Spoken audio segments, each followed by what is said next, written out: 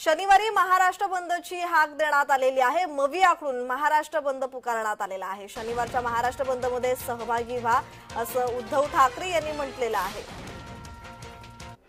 शनिवारी दुपारी 2 वाजेपर्यंत बंद पाळणार असल्याचं उद्धव ठाकरे म्हणालेले आहेत। बदलापुरात जी घटना घडलेली आहे त्याचे पडसाद आता राजकारणात उमटताना दिसतायत। राजकीय वर्तुळात सत्ताधारी आणि विरोधक आमने सामने आल्याचं पाहायला मिळत आहेत। आरोप प्रत्यारोप होताना दिसतायत। तर मवियाकडून या घटनेच्या निषेधार्थ बंद पुकारण्यात आलेला आहे। शनिवारी हा बंद पुकारण्यात आलेला आहे आणि या बंद विरोधात खरं तर गुणरत्न सदावर्ते हे उच्च न्यायालयात पोहोचलेले आहेत। त्यांनी याचिका दाखल केलेली आहे आणि थोड्याच वेळात या याचिकेवर सुनावणी सुरुवात होईल।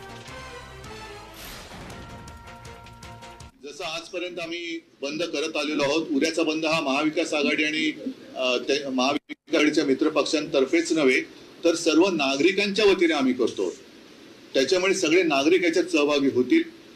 जात पात धर्म भाषा भेद राजकीय पक्ष या सगळ्या कक्षा ओलांडून सगळ्यांनी त्याच्यात सहभागी व्हावं ही माझी सर्वांना आग्रहाची एक मी विनंतीच म्हणेन, कारण हा शेवटी सामाजिक प्रश्न आहे।